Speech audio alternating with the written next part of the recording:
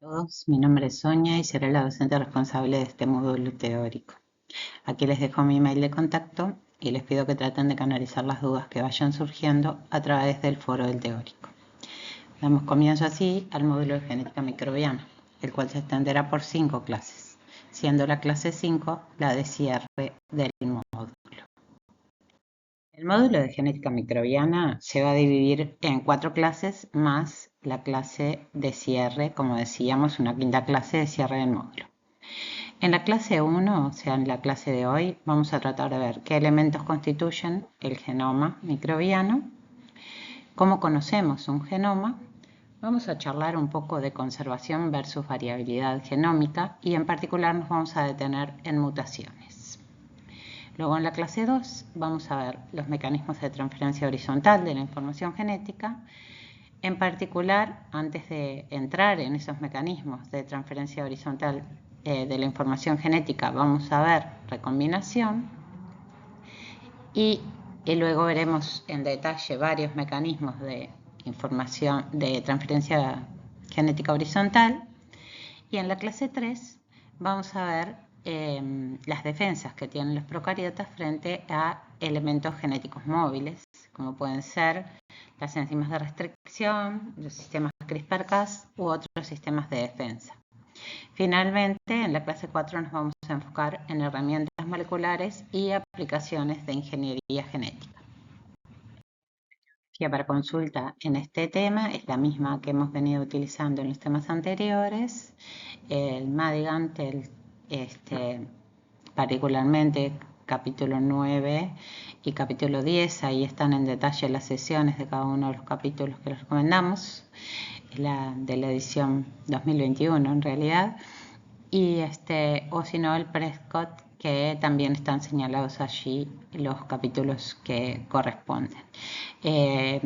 Con las clases que están preparadas para este módulo cierran más con la aproximación que tiene el Brock que con la que tiene el Prescott.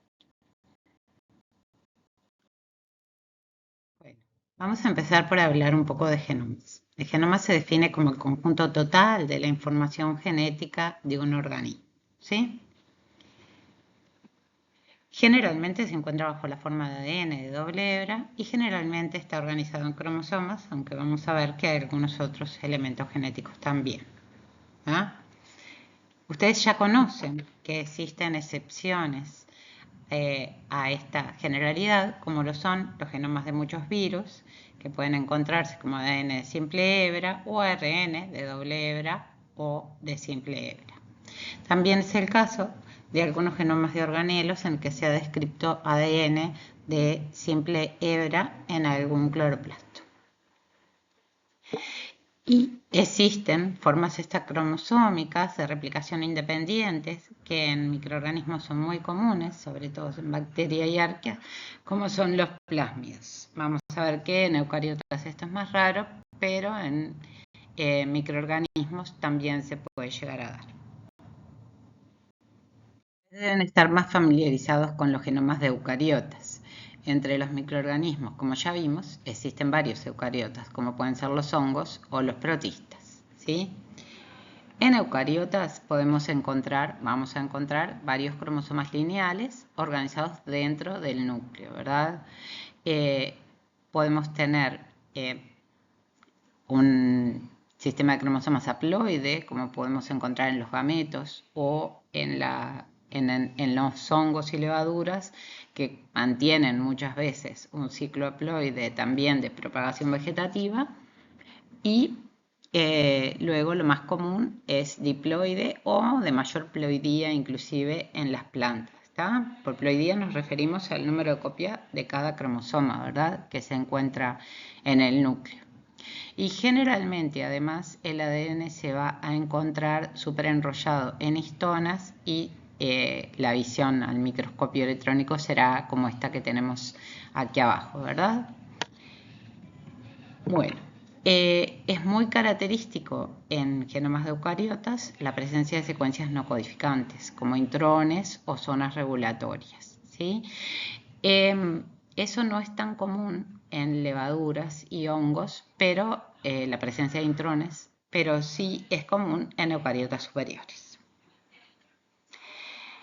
En genomas de eucariotas vamos a encontrar otros elementos genéticos integrados en el propio cromosoma, como pueden ser transposones, retrotransposones o genomas de virus, ¿sí?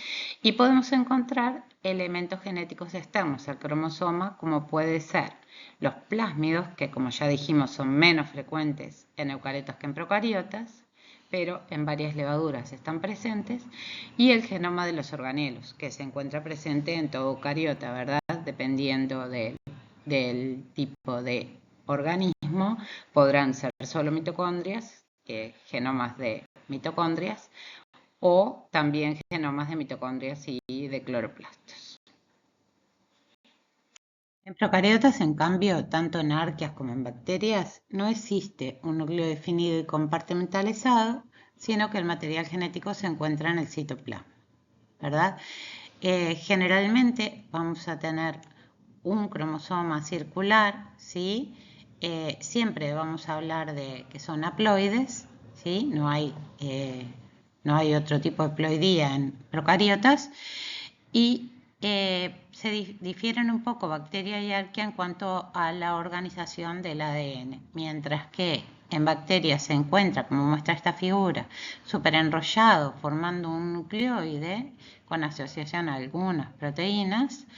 En arquea está asociado a proteínas muy similares a histona y la organización se ve de una forma diferente. Tienen una alta proporción de ADN codificante, ¿sí? Las procariotas aprovechan casi toda secuencia de ADN para codificar alguna función. Es una diferencia grande con eucariotas.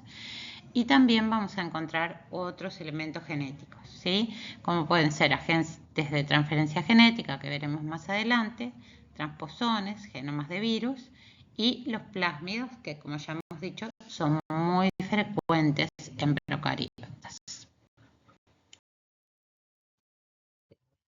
Los plásmidos son elementos genéticos independientes, se replican en forma independiente del cromosoma. Están conformados por ADN doble hebra. La mayoría son circulares, pero también los hay lineales, y tienen menor tamaño en general que el cromosoma, aunque algunos de ellos llegan a ser casi tan grandes como un cromosoma. Es importante distinguir que en este caso, como se puede ver en esta microfotografía aquí, fue reconocido un origen de replicación, y la replicación empezó a ocurrir según dos horquillas de replicación, como conocemos que ocurre la replicación habitualmente en cromosomas, ¿no? Este es un tema que no vamos a repasar, pero si precisan material al respecto me dicen y puedo poner algo disponible. El origen de replicación se reconoce en forma independiente del reconocimiento del origen de replicación en cromosoma, y dependiendo de la afinidad va a reconocerse diferente número de veces. Por lo tanto, diferentes orígenes de replicación van a dar lugar a diferentes números de copias de los plasmidos. ¿Ah? Vamos a ver más adelante que además los plasmidos tienen un origen de replicación diferente cuando son plasmidos conjugativos para la conjugación. Pero de momento estamos viendo su replicación dentro de la célula, y cuando se transfiere a las células hijas, en este caso solamente por división celular, pues se segregan cierto número de plásmidos a cada célula hija aleatoriamente, no es que haya garantizado un sistema, pero como son muy abundantes, cada célula hija hereda algunos de los plásmidos. Pensemos ahora qué funciones codifican los plásmidos. Decimos que en general codifican funciones no esenciales, pero que confieren ventajas adaptativas, ¿no? Esto no es siempre cierto, hay algunos casos en que confieren funciones que son bastante esenciales para el microorganismo. Dentro de ellas podemos pensar, por ejemplo, la resistencia a antibióticos de metales pesados. Esto es muy común encontrar en plásmidos. La codificación de factores de patogenicidad. Muchas veces encontramos islas de patogenicidad, que se le denomina así porque tienen numerosos genes que codifican para factores de virulencia o de patogenicidad de la cepa. Y también podemos encontrar vías metabólicas específicas, ya sea para la elaboración de toxinas, compuestos recalcitrantes, como para la biosíntesis de metabolitos o proteínas. Veamos ahora someramente las características de dos elementos genéticos que se replican integrados al cromosoma y que mencionamos anteriormente: los profagos o virus en lisogenia y los transposones. Ustedes ya vieron virus procariotas o fagos en las primeras clases y vieron que tienen la particularidad de presentar dos tipos de ciclos, según el tipo de virus. Todos pueden dar el ciclo lítico, pero algunos fagos tienen la característica de integrarse al genoma del hospedero y permanecer allí durante generaciones antes de desencadenar el ciclo lítico. A esa integración que ocurre cuando se inyecta el ADN del fago y el mismo es integrado, luego vamos a ver por qué proceso, al cromosoma bacteriano, a ese proceso se le llama lisogenia, ¿sí? Y al fago que quedó integrado de esta forma se le denomina profago. ¿Ah? Están presentes en la mayoría de los genomas procariotas y por lo tanto se los pueden considerar una característica propia del genoma, ¿sí? Al integrarse, además, altera el genoma del hospedero y puede, por ejemplo, alterar también, como vamos a ver más adelante, el propio comportamiento del hospedero. Por ejemplo, le puede conferir inmunidad a ese fago o a fagos relacionados y a veces también le pueden dar otras ventajas, ¿tá? Este tipo es muy frecuente encontrar varios fagos integrados a un genoma y además pueden permanecer allí generación tras generación hasta que algo desencadene el ciclo lítico. Por lo tanto, se los considera parte del propio genoma de una bacteria. Bien, el otro elemento que mencionamos fue el transposón, ¿sí? Los transposones son elementos genéticos que se encuentran distribuidos en todos los dominios y que tienen la particularidad de poder transponerse de lugar. Cuando eso ocurre, interrumpen generalmente un gen. Como podemos ver aquí, el transposón interrumpió el gen 2 y a su vez el transposón codifica para un gen A. Entonces esto también va a definir características genéticas del hospedero donde ocurrió esta integración. ¿Ah? Los más comunes en procariotas son las secuencias de inserción y los transposones, pero se encuentran distribuidos en todos los dominios y en particular en eucaria también es muy común encontrar los retrotransposones. En la clase 2 vamos a profundizar un poco en estos sistemas, pero ahora quería mencionarlos como parte integrante, característica de los propios genomas. Algo en lo que también se diferencia el genoma de los microorganismos es el tamaño. Si bien hay tamaños muy variables, podemos ver que los genomas de virus son en general los de menor tamaño,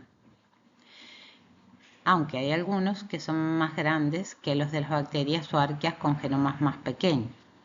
A modo de comparación, por ejemplo, la bacteria de vida libre más pequeña presenta 450 nanómetros de diámetro y tiene un genoma de 0,6 megapares de base. En cambio, Pandoravirus salinus, que es un virus, llega a medir 1 micrómetro de diámetro, o sea, es 2 veces el tamaño de la bacteria libre más pequeña, y su genoma es 2,5 megabases, o sea que es 4 veces el genoma del micoplasma, por ejemplo. O sea que estos que tenemos acá graficados, donde los virus no quedaron, son generalidades sobre el tamaño, pero como pueden ver hay mucha variabilidad. ¿Ah? El tamaño de un genoma se expresa, como lo estábamos diciendo recién, en pares de bases. Y acá tienen el rango en el que se pueden encontrar bacterias y arqueas y el rango en que podemos encontrar a los hongos, ¿verdad? Como pueden ver, las plantas son generalmente los organismos que logran tener un mayor tamaño de genoma. ¿Ah? En procariotas, el tamaño del genoma está muy relacionado con el estilo de vida. ¿sí? Una bacteria con un estilo de vida libre, como Streptomyces colicolor, que es una bacteria que además vive en suelo, que tiene que tener capacidad de adaptarse a condiciones muy cambiantes, tiene un genoma muy grande, de 8,6, 8,7 megabase pairs, y codifica un total de 8.300 genes, ¿ah? Que no los va a estar expresando todos a la vez, sino en función de sus necesidades, ¿sí? En cambio, esta otra bacteria, Carsonella rudi, que es un endosimbionte de insecto, tiene un genoma muy pequeño, de 0,16 megabase pairs, ¿sí? Y codifica solo 182 genes. ¿Por qué será esto? Bueno, al ser un endosimbionte, muchas funciones, muchos requerimientos que le son aportados por su hospedero, y por lo tanto no precisa codificar ella misma tantos genes o tantas funciones, ¿sí? La diapo tiene un resumen de lo que hemos hablado hasta ahora sobre genomas. Básicamente es repetición de información que ya vimos sobre los diferentes organismos, organelos y los diferentes elementos genéticos, pero les queda resumida forma de repaso, pero no nos vamos a detener en ella. Asimismo, en esta otra diapositiva tienen un comparativo para que puedan revisar también todas las generalidades de los genomas microbianos y en particular un comparativo entre procariotas y eucariotas, ¿verdad? La ploidía, que ya lo hablamos, el tamaño, la organización, ¿sí? En cromosomas de diferente tipo, la presencia o no de plásmidos, ¿sí? La forma en que se encuentran agrupados los cromosomas o enrollados los cromosomas y la mayor diferencia que podemos señalar en cuanto a la presencia de regiones codificantes y no codificantes, ¿sí? Y algo de lo que no llegamos a hablar, que el hecho de que el ADN esté en contacto con el citoplasma en los procariotas hace que la transcripción y la traducción estén acopladas, mientras que en eucariotas, como ustedes saben, la transcripción es un proceso que se da en el núcleo y el ARN maduro es exportado al citoplasma donde se da la traducción, ¿verdad? Otra diferencia que vamos a señalar más adelante es que a veces las unidades transcripcionales pueden estar organizadas en operones, vamos a ver qué es esto, en los procariotas, mientras que en los eucariotas se encuentran organizadas en unidades transcripcionales simples. Esto es más allá de cómo se expresen, porque en realidad la coordinación de la expresión de ciertos genes se da tanto en procariotas como en eucariotas, que se sincroniza a la vez porque tienen elementos comunes de regulación. Pero acá estamos hablando, cuando hablamos de operones, de otras cosas que vamos a verlo más adelante. He hablado mucho de genomas, pero ¿cómo podemos estudiar estos genomas? Debemos decir que el esfuerzo por conocer cuál o cuáles eran las moléculas de la herencia viene desde la época de Mendel, quien, sin saber qué era ese material genético heredable, demostró que los genomas se heredaban. Luego hubo sucesivos avances para encontrar la molécula responsable de la herencia, de la cual se supo primero la composición y luego se dilucidó su estructura. Una vez dilucidada su estructura, podríamos decir que comienza la era genómica, pues en la década del 70 se sientan las bases para la replicación del ADN, para manipularlo y para secuenciarlo. Cuando hablamos de dilucidar o conocer un genoma hoy en día, estamos hablando de determinar su secuencia, es decir, el conjunto y orden de nucleótidos que componen el genoma de un organismo. Estos estudios se denominan globalmente genómica y han sido posibles gracias al desarrollo de tecnologías de secuenciado cada vez más poderosas. Se comenzó secuenciando genes o fragmentos parciales de genoma, pero el primer genoma completo en ser secuenciado fue el de un virus, el bacteriófago FIS 174, cuyo genoma está compuesto por una molécula de ADN de simple cadena de 5.300 nucleótidos. Esto fue el primer hito fundamental de la era genómica y se logró gracias a la técnica de secuenciación de Sanger que veremos en breve y que fue desarrollada en 1975. Recién en 1995 se logró obtener el primer genoma completo de una bacteria, que en este caso fue el de Haemophilus influenza. Y al año siguiente ya se obtuvo el genoma completo del primer microorganismo eucariota, que fue Saccharomyces cerevisiae, lo cual también constituyó un hito fundamental. Bueno, estos son solo algunos ejemplos, pero en los años siguientes se obtuvieron muchísimos más genomas y se fueron perfeccionando y automatizando las tecnologías de secuenciación. En la gráfica pueden ver la evolución del número de genomas y pueden ver sobre todo cómo a partir de la automatización de las tecnologías de secuenciación alrededor del año 2005 en adelante, el desarrollo de nuevas técnicas de secuenciación y el abaratamiento de las mismas, pasamos a tener un crecimiento exponencial del número de secuencias que se conocen y que han sido depositadas en bases de datos públicas. ¿Sí? Al día de hoy tenemos unas 240.000 secuencias de bacterias que se conocen, unas 100.000 de eucariotas, y de arquea es de lo que hay menos conocimiento, que estamos en unas 2.600 secuencias de arquea.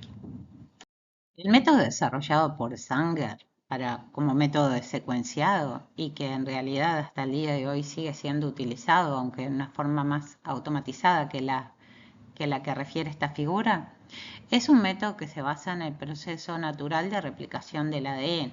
O sea, se tiene una secuencia que se quiere secuenciar y se conoce una parte de la misma, se puede lograr sintetizar un cebador que permita entonces empezar a copiar esa molécula de ADN. La molécula de ADN se va copiando y eso no nos permitiría en realidad acceder a su secuencia. Pero lo que se hace es en 4 tubos diferentes, digamos, se agregan todos los nucleótidos, los deoxinucleótidos comunes que integran la doble hebra de ADN, y se agrega en cada uno de los tubos un dideoxinucleótido. En este caso, el dideoxitimina, dideoxicitosina, dideoxiadenina y dideoxiguanina. ¿Qué permite eso? Bueno, la diferencia fundamental de un dideoxinucleótido y un deoxinucleótido radica en la posición 3. Mientras que los nucleótidos tienen en la posición 3' un OH, los dideoxinucleótidos no tienen un OH en la posición 3' y por lo tanto la hebra no se puede seguir extendiendo a partir de ese punto, lo cual hace que la síntesis termine en diferentes lugares, como podemos ver aquí, y en cada uno de estos tubos se obtengan, ¿sí?, diferentes fragmentos que terminaron en una timina. En este otro, diferentes fragmentos que terminaron en una citosina, en este los que terminaron en adenina y acá en guanina. Al correr eso, resolver eso en un gel, entonces se puede comenzar a leer la secuencia, que en este caso, por ejemplo, sería timina, adenina, timina, citosina, citosina, adenina, citosina, timina y guanina. Eso hoy en día ya no se hace en geles, sino que se resuelven estos fragmentos por una electroforesis capilar y cada fragmento queda unido a un fluoróforo y eso permite que se pueda leer la secuencia. Este método se sigue utilizando y se utiliza sobre todo para el secuenciado de fragmentos pequeños. Posteriormente se han desarrollado diferentes tecnologías de secuenciado que han sido denominadas conjuntamente tecnologías de segunda generación. Al igual que el método de Sanger, son secuenciados basados en sintetizar ADN, o sea, en copiarlo. Sin embargo, todas ellas tienen la gran ventaja de que no requerimos conocer algo de la secuencia y sintetizar un cebador con el cual comenzar a copiar la molécula, sino que se han desarrollado formas ingeniosas de colocarle un adaptador que permita comenzar a secuenciar cualquier molécula desconocida. Aquí, en esta diapositiva, se representa uno de esos métodos, en el cual, como podemos ver, la síntesis parte de un adaptador que se genera por el propio método, ¿sí? Que luego permite la adición de nucleótidos que copien la molécula. ¿Ah? Pero este adaptador no requiere del conocimiento previo de la secuencia. Los nucleótidos añadidos son nucleótidos modificados, pero no modificados como los anteriores que interrumpan la síntesis, sino que lo que tienen son un fluoróforo adicionado, y cuando se adiciona la molécula, de adenina, por ejemplo, ese fluoróforo se libera y esta luz L es leída, ¿sí? La síntesis queda parcialmente detenida, pero inmediatamente es removida algo que está bloqueando acá el extremo 3' OH, y la síntesis puede continuar. Entonces se genera una única molécula que se va leyendo, bueno, en realidad son múltiples copias, pero que se van leyendo en cada adición de nucleótido. No es que sea un terminador este nucleótido que se adiciona acá. Este tipo de secuenciados es, por ejemplo, el que se da en la plataforma Illumina, y pueden ver en este video que les dejo acá abajo, para entenderlo mejor, pueden ver ahí.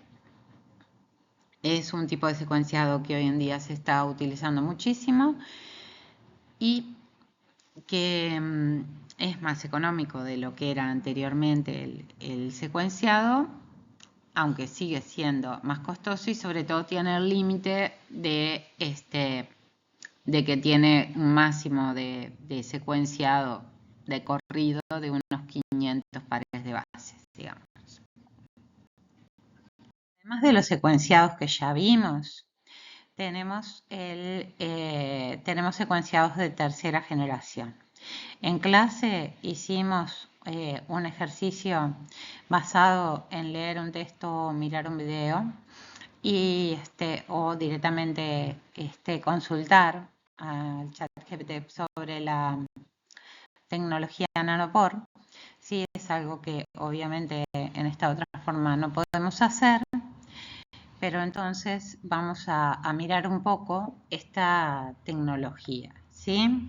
El secuenciado por nanopore es un secuenciado que funciona en una forma muy diferente, no es dependiente de la síntesis. Vamos a tratar de ver qué ventajas tiene y qué desventajas tiene en forma comparativa con la anterior. Bueno, el secuenciado al que nos estamos refiriendo sobre todo es el secuenciado por nanopore, ¿sí? Que el nanopore es directamente un poro pequeño de una proteína, basado en una proteína, que es capaz de abrir la doble hebra de ADN. Esa proteína está colocada en una membrana que está conectada a un circuito eléctrico, y el pasaje de las diferentes bases provoca diferentes alteraciones de la corriente que registra esta membrana, y se puede asociar cada una de las alteraciones con una base diferente. Entonces esto nos permite leer directamente la molécula sin tener que hacer, como los sistemas anteriores, una copia o una síntesis del ADN. Este método es además sumamente económico, y se puede contar con un secuenciador miniaturizado a nivel de casi que cualquier laboratorio hoy en día, inclusive para salidas de campo, como pueden ver en el material de lectura que dejamos asociado al de hoy. Bien, ahora, ¿qué nos aporta conocer los genomas? ¿Sí?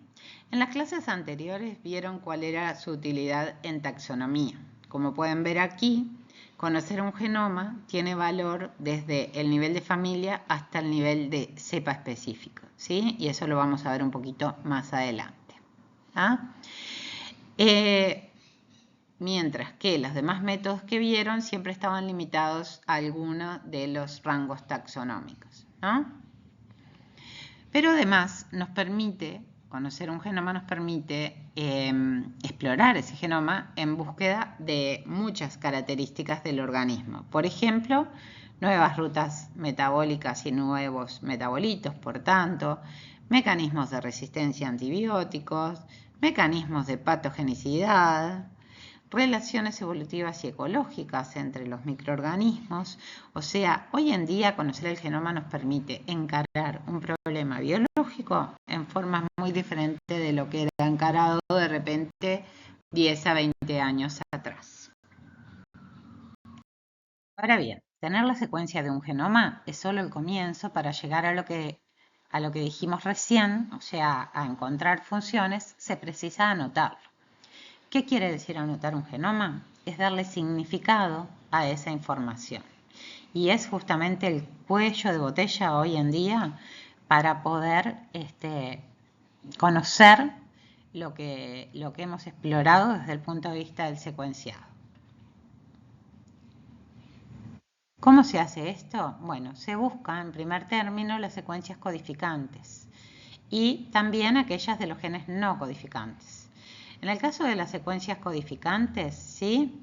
Se busca el codón de comienzo, el codón de stop y en procariotas la presencia de un sitio de unión al ribosoma. Porque recuerden que la estructura de un marco abierto de lectura o de un hipotético gen que codifique para una hipotética proteína tiene que tener estos tres elementos. Tiene que haber un comienzo, tiene que haber un codón de stop, ¿sí? Una secuencia que pueda aparecer una proteína en el medio y sobre todo un sitio de unión al ribosoma que permita que este mensaje luego de transcripto sea traducido a una proteína. Ahora bien, no solo son los genes que codifican para proteínas los que nos interesan, también nos interesan los genes que no codifican para proteínas, como es el caso de los genes de ARN ribosomal, de los tRNA o de los ARN reguladores. Bien, ¿cómo se le da significado a las secuencias encontradas en los genomas? La mayoría de las secuencias van a seguir quedando solamente como genes candidatos. Pero la asignación de funciones generalmente se basa en homología con cosas ya conocidas y se hace en un proceso automatizado que luego requiere un curado manual. La mayoría de las secuencias quedan con un porcentaje muy alto de genes candidatos, de los cuales todavía no se ha demostrado ninguna función biológica. Por lo tanto, es un área en la que, si les gusta, queda muchísimo por hacer. Bueno, además de genes o marcos abiertos de lectura individuales, otra agrupación genética característica de las bacterias que se puede encontrar en los genomas son los operones que mencionamos hoy. Anteriormente los mencionamos como una posible organización de los genes, ¿sí? Solo un 6% del genoma de una bacteria se encuentra organizada en operones. Pero, ¿qué quiere decir? ¿Qué es un operón? Bueno, un operón es una asociación de varios genes, ¿sí? Que en realidad todos tienen su comienzo, su codón de comienzo, su codón de stop y su sitio de unión al ribosoma. Todos tienen eso, pero lo que es común a todos es el que tienen un único promotor, un único terminador y por lo tanto se transcribe el mensaje, el ARN mensajero es único. Luego este ARN mensajero va a ser leído por ribosomas en 3 lugares diferentes y va a codificar 3 proteínas diferentes. Pero está organizado de tal forma que el ARN mensajero se codifica de una para todas las proteínas que integran el operón. Hemos hablado de características de un genoma, de cómo conocer la secuencia del mismo y cómo interpretarla, ¿sí? Ahora vamos a hablar un poco de cómo se manifiesta en el individuo esa información genética. Para dejarlo claramente establecido, genotipo es la información genética de un organismo que está contenida en el ADN, mientras que la manifestación de dicha información genética, en cambio, se denomina fenotipo y está determinado por la expresión de los genes codificados en el ADN. Representa los rasgos o características que presenta ese organismo y que las podemos observar de alguna forma. Pero además, que los podamos observar depende justamente de qué genes se estén expresando. Sabemos que la manifestación de esa información resulta en fenotipos muy variados.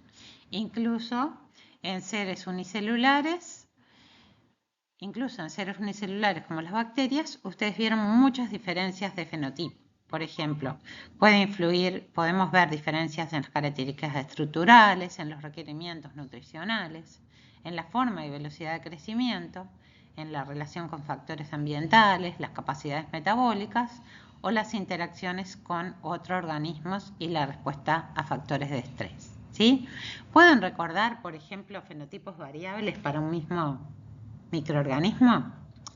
Sin ir más lejos, en las clases de metabolismo ustedes vieron que un mismo microorganismo con un único genotipo puede de repente crecer respirando aerobiamente, pero también crecer fermentando o respirando en forma anaerobia. Y el subconjunto de enzimas que va a tener que expresar en cada uno de los casos va a ser diferente y por lo tanto se va a manifestar como un fenotipo diferente. Existe una relación directa entre ambos conceptos, ya que el genotipo determina los posibles fenotipos. Pero, ¿qué es lo que determina el fenotipo que vamos a ver? Bueno, hay una incidencia muy fuerte del ambiente, ¿sí? Volviendo al ejemplo que recién mencionábamos, si un microorganismo se encuentra en presencia de glucosa y en presencia de oxígeno, probablemente lo que haga sea respirar. Pero, sin embargo, si le quitamos el oxígeno y puede utilizar nitrato, va a expresar otra batería de enzimas y por lo tanto otro fenotipo y se va a manifestar como un respirador de nitrato, ¿sí? O lo mismo podemos pensar si es un microorganismo que no le damos una fuente orgánica y le damos hidrógeno y sí puede respirar y crecer a partir del hidrógeno, ¿sí? Eso le va a implicar otra batería de enzimas que tiene que expresar. Por lo tanto, el fenotipo va a estar altamente determinado por el ambiente. Y además representamos, por ejemplo, el dogma central de la biología molecular, ¿verdad? El ADN se replica y el ADN es el que se transcribe y se traduce en proteínas, ¿verdad? El genotipo está a este nivel y el fenotipo está a este otro nivel. Ahora, el genotipo es siempre conservado y casi siempre los genes housekeeping, o sea, los genes que son esenciales, se encuentran casi siempre encendidos. Pero como decíamos recién, a nivel de transcripción hay regulación y a nivel de traducción hay regulación y todo eso va a estar mediado por el ambiente y nos va a dar un fenotipo variable. Este es un ejemplo de Saccharomyces cerevisiae, un estudio que se hizo hace ya muchos años, que en realidad cuando se conoció todo el genoma de Saccharomyces, se hizo microarrays de todos sus genes y se los empezó a estudiar en respuesta a distintas condiciones, por ejemplo, de crecimiento. Y en este caso pueden ver en rojo el crecimiento de Saccharomyces cerevisiae con glucosa y en verde el crecimiento cuando se crece solo en galactosa. Como pueden ver, hay genes que en realidad están prendidos indiferencialmente en ambos momentos, pero hay algunos genes que solo aparecen en rojo y otros genes que solo aparecen, proteínas que solo aparecen en verde. Bien, en clase hicimos un poco una actividad para pensar un poco qué implica la conservación o la variación de la información genética y qué ventajas o desventajas podemos ver asociadas a la conservación de la información genética o a la variación de la información genética. Estaría bueno que pongan una pausa y piensen un ratito, porque está bueno darse el momento para pensar este tema. En realidad, la conservación lo que me aporta es estabilidad genética, mantenimiento de funciones, garantiza la supervivencia del individuo y puede garantizar la supervivencia de la especie también. Depende de las condiciones. La variación, en cambio, garantiza la evolución. Es fundamental la variación para la evolución, ¿verdad? Puede llevar a pérdida de funciones que quizás sean una ventaja o una desventaja. Puede llevar a ganancia de funciones que generalmente, si se estabilizan, es porque le aportó una ventaja y por lo tanto puede contribuir en el largo plazo a la supervivencia de la especie. Vamos a comenzar ahora a estudiar cuáles son los mecanismos que permiten la variación y por tanto la evolución. ¿Tienen presente cuáles son esos mecanismos que permiten la evolución? Hay dos grandes mecanismos centrales. Y estos son las mutaciones y la recombinación. Vamos a empezar por hablar de mutaciones. Una mutación es un cambio en la secuencia tal que es heredable en el genoma. Nos referimos a mutación generalmente cuando esos cambios abarcan una o pocas bases. Las mutaciones más comunes son las sustituciones, como se puede ver aquí, ¿sí? Si esas sustituciones son de una purina por otra purina, le llamamos transición. Si es de una pirimidina por otra pirimidina, también hablamos de transición, pero cuando se intercambia una purina por una pirimidina, ahí le llamamos transversión. Bien. También podemos tener cambios o mutaciones de pocas bases que sean una inserción, como mostramos en este caso, o una deleción, como se muestra en este otro. Estos errores pueden ocurrir por errores estas mutaciones pueden ocurrir por errores en la replicación o por la acción de agentes químicos o físicos, como vamos a ver más adelante.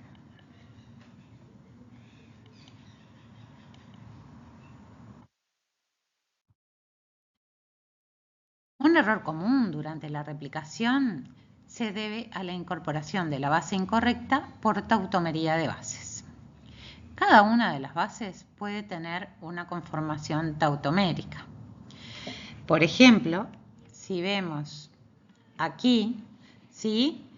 Acá tenemos una forma infrecuente de la citosina. Aquí tenemos la citosina original. ¿Qué fue lo que pasó? Electrones se movieron a conformar este doble enlace y estos electrones del doble enlace pasaron para acá. ¿Qué alteró esto? Esto altera el patrón de aceptores y donores de puente de hidrógeno que presenta la molécula. Y por lo tanto, esta forma infrecuente de la citosina, ¿sí? En lugar de aparearse con guanina, se puede aparear con adenina. ¿Ah? Esta conformación tautomérica es inestable, pero si la polimerasa siguió de largo y la incorporó a la adenina, ya no va a tener posibilidad de volver a corregirla. Podrá ser corregida por sistemas de reparación de la célula o podrá estabilizarse en una segunda ronda de replicación. El otro caso que vemos aquí es el caso también de la forma infrecuente la forma enólica infrecuente de la timina. La timina tiene un par de grupos carbonilos y una amina, pero puede pasar que los electrones nuevamente se muevan y den esta forma tautomérica. ¿tá? Y cuando eso ocurre, nuevamente altera el patrón de dador-aceptor de puente de hidrógeno. Por ejemplo, de un carbonilo que era aceptor de puente de hidrógeno pasamos a tener un OH que es un donor de puente de hidrógeno. Y así la timina termina apareada con la guanina en lugar de con la adenina. Nuevamente, esto tiene que estabilizarse. Veamos ahora cómo es que se puede estabilizar esta mutación, ¿sí? Como vemos aquí, que terminamos con un mutante. Eso puede ocurrir cuando está ocurriendo la replicación del ADN, ¿sí? Que se incorpora, acá en este caso la que está en una forma enólica es la guanina, ¿sí? Porque también guanina y adenina tienen formas enólicas que pueden dar lugar a una incorporación incorrecta, y frente a la forma enólica de la guanina se incorporó una timina. Y la replicación siguió. Si la replicación siguió, el error quedó incorporado, y si no es corregido antes de una segunda replicación, acá frente a esta timina se va a incorporar una adenina y por lo tanto vamos a terminar con uno de los 4 de esta progenie que va a ser un mutante. También se pueden generar mutaciones puntuales o espontáneas por modificación química de las bases. Por ejemplo, es muy común la desaminación de las bases, como puede ser en este caso la desaminación de citosina dando uracilo, o el daño por estrés oxidativo, que es muy común durante el metabolismo aerobio, ¿verdad? Acá, por ejemplo, tienen la 8-oxo hidrodesoxiguanina, ¿sí? que en realidad se puede aparear con adenina, ¿sí? Bien, los dejo para que piensen cuáles serían los genotipos de los mutantes en este caso y si se trata de transiciones o transversiones. Bien, en clase hicimos estos ejercicios que en realidad les van a quedar a ustedes para pensar porque está bueno que tengan la oportunidad de verlo. Aquí tienen el código genético, tienen una secuencia de ADN que codifica un cierto ARN mensajero y que por lo tanto codifica una cierta proteína. Y lo que quiero que hagan en este ejercicio, igual que el que sigue, es que vean qué tipo de mutación es la que estamos viendo, ¿sí? Si es una sustitución, si es una inserción, si es una deleción y qué tipo de consecuencia tiene sobre el fenotipo. ¿Ah? Lo mismo se aplica en este otro caso, en que tienen un par de mutaciones diferentes ahora para analizar. Bueno, acá podemos ver un resumen del efecto de las mutaciones puntuales o sustituciones sobre el fenotipo, ¿sí? Un poco lo que estuvieron trabajando en los ejercicios anteriores si lo hicieron. ¿Ah? Acá tienen la proteína wild type y el codón sobre el que estamos enfocándonos para ver el efecto de una mutación, ¿sí? En este caso, el codón sufrió una mutación en la tercera base por el codón TAT, pero eso sigue codificando una tirosina y a eso va a dar una proteína normal y la llamamos una mutación silenciosa. En cambio, en este otro caso, la mutación en el tercer codón termina dando un codón stop, o sea que va a dar una culminación temprana de la traducción y por lo tanto va a resultar en una proteína incompleta. Esta es lo que se llama una mutación sin sentido. ¿Ah? Mientras que en este otro caso la mutación ocurrió en la primera base del codón y cambió por lo tanto su traducción y ahora se traduce como una asparagina.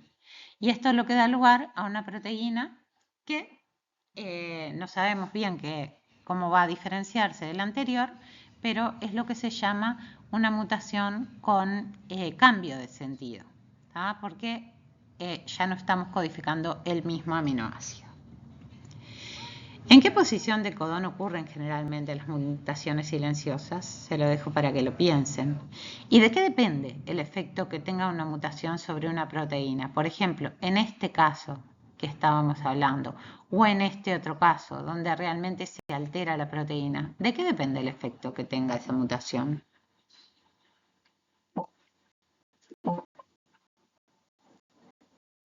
Veamos ahora qué ocurre si en lugar de una sustitución ocurre una inserción, como puede verse acá, o una deleción, como puede verse aquí abajo. Este tipo de mutaciones puntuales también pueden ocurrir debido a errores durante la replicación. En el panel del medio se muestra la secuencia original y en los paneles de arriba y de abajo lo que sucede por inserción o por deleción de un par CG que está marcado en rojo. Como los codones en el ARN mensajero se van leyendo de 3 en 3 bases, la inserción de una base provoca un corrimiento en el marco de lectura. ¿Ah? A ver si logran ver lo que eso significa. O sea, ya no voy a leerlo de 3 en 3, voy a alterar el marco de lectura en el que lo estoy leyendo. Y por lo tanto va a cambiar a partir de ese lugar los aminoácidos que se incorporen en la proteína. El resultado final va a depender en gran medida de la altura del gen en la que ocurrió esta inserción o deleción, ¿sí?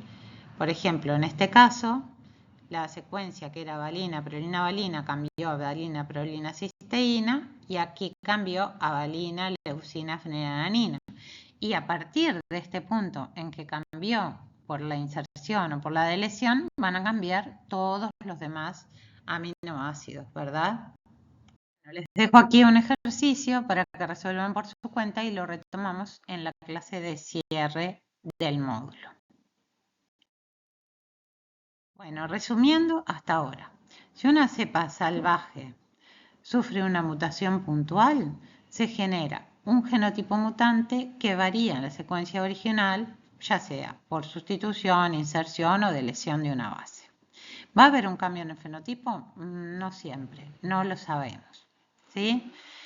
Estos ejemplos que vemos hasta ahora corresponden a mutaciones puntuales en secuencias codificantes de la proteína.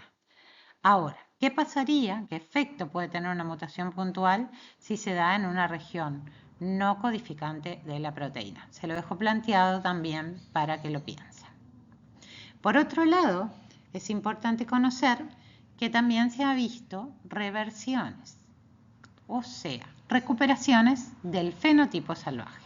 ¿Cómo se puede dar esa reversión al fenotipo salvaje? Bueno, se puede dar porque tenemos una verdadera reversión, o sea, son mutaciones que vuelven a restaurar el fenotipo porque restauraron el genotipo, o sea, una mutación en el mismo lugar y al revés de la original que ocurrió, o las supresiones, que en realidad restauran el fenotipo, pero no restauran el genotipo. No vamos a profundizar en esto, pero está bueno que sepan que puede darse y que se denominan de esa forma.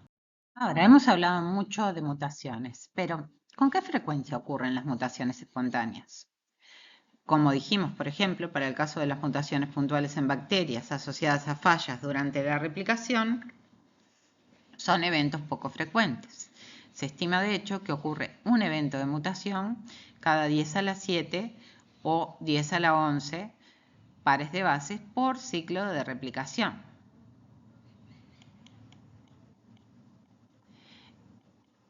Entonces, como ya discutimos antes, la fidelidad de la replicación y los mecanismos de reparación del ADN y las reversiones van a contribuir a la estabilidad del genoma y al mantenimiento de los genes esenciales, que como vimos tiene varias ventajas, sobre todo para el individuo.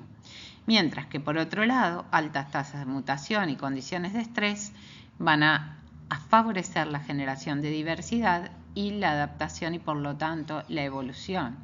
Y eso por lo tanto, la frecuencia inclusive de mutaciones espontáneas va a variar según el microorganismo se encuentre en un estado en el cual no enfrenta mayores dificultades, digamos, a cuando se encuentra en condiciones de estrés que justamente darán lugar a una tasa de mutación mucho más alta. Comparativamente, la tasa de mutación en bacterias o en procariotas es mucho más alta que la tasa de mutación en humanos, por ejemplo. Sin embargo, la tasa de mutación más alta por excelencia la tienen los virus y sobre todo los virus ARN. ¿tá? Un caso que nosotros conocemos ampliamente de virus que tuvo una tasa de mutación muy alta y que podemos ver su evolución a lo largo de estos 4 años desde que tuvimos el inicio de la pandemia en comienzos de 2020, el comienzo de la pandemia del SARS-CoV-2, pueden ir viendo acá todos los linajes que se han generado, ¿sí? Por esto se dice en realidad que las pandemias en general tienen una duración de entre 4 y 7 años porque viven generándose nuevas variantes, ¿sí? Y esas nuevas variantes pueden ser más o menos patogénicas, ¿verdad? Como en realidad hemos tenido vacunaciones, pudimos enfrentar esto mucho mejor que lo que son pandemias en la historia, ¿verdad? Pero fíjense en lo que es la tasa de mutación de este virus. Hasta ahora vimos diferentes tipos de mutaciones que pueden ocurrir de forma espontánea. Pero vamos a ver que estos cambios a nivel de secuencia también pueden ser inducidos por agentes externos, ya sea agentes a los cuales los microorganismos están expuestos o agentes que podemos utilizar en el laboratorio con diferentes objetivos. El principal efecto de un agente mutagénico es aumentar la tasa de mutación, de la que estábamos diciendo de una en 10 a la 7, 10 a la 11, a una en 10 a la 3, 10 a la 6 pares de base por ciclo de replicación. Podemos distinguir mutágenos químicos, mutágenos físicos y mutágenos biológicos, que los vamos a ver más adelante.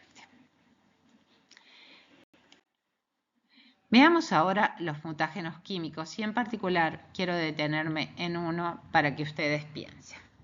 Este es un ejemplo de un análogo de base, ¿sí?, que aumenta justamente la tasa de mutación. Es un análogo de la timina, ¿sí? Como pueden ver, tiene el mismo patrón de donor, aceptor de puente de hidrógeno que la timina, pero tiene una sustitución por un bromo acá. ¿Qué efecto puede tener esto? Bueno, lo que pasa es que la presencia de bromo aumenta mucho la electronegatividad en este punto y por lo tanto favorece mucho la forma enol de la timina. Cada psicobromouracilo tiene preferencia, digamos, por esta conformación y por lo tanto está mucho más propenso a aparearse con una guanina en lugar de con la adenina que le correspondía aparearse.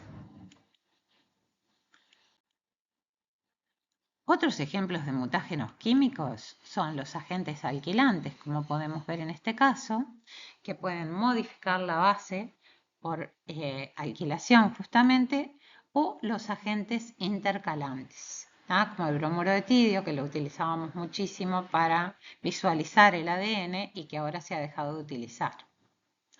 El intercalar un elemento lo que puede llevar es a un corrimiento justamente durante la replicación, a la incorporación de una base adicional, por ejemplo. Bien, pasemos ahora a los mutágenos físicos y particularmente a las radiaciones electromagnéticas. Acá tienen las radiaciones electromagnéticas categorizadas según energía, las de menos energía, las de más energía, según longitud de onda, las de mayor longitud de onda, menor longitud de onda, y este es un gran bloque de radiaciones no ionizantes y acá tenemos las radiaciones ionizantes. Estas últimas son justamente las que tienen más poder mutagénico, porque dan lugar a la formación de radicales libres que alteran el ADN. Mientras que dentro de las radiaciones no ionizantes, la que se caracteriza por tener efectos mutagénicos son las radiaciones UV, sobre todo por la formación de este tipo de dímeros entre pares de pirimidinas que están sucesivos en la cadena y que esto también induce a que la replicación del ADN tenga errores, ¿sí? Todas estas otras son de menor energía y por lo tanto menos mutagénicas. Bien, ahora les quiero dejar unas cuantas preguntas para pensar, y las vamos a resolver a estas preguntas, o vamos a tratar de discutirlas en la clase de cierre, que sería la quinta clase de este módulo.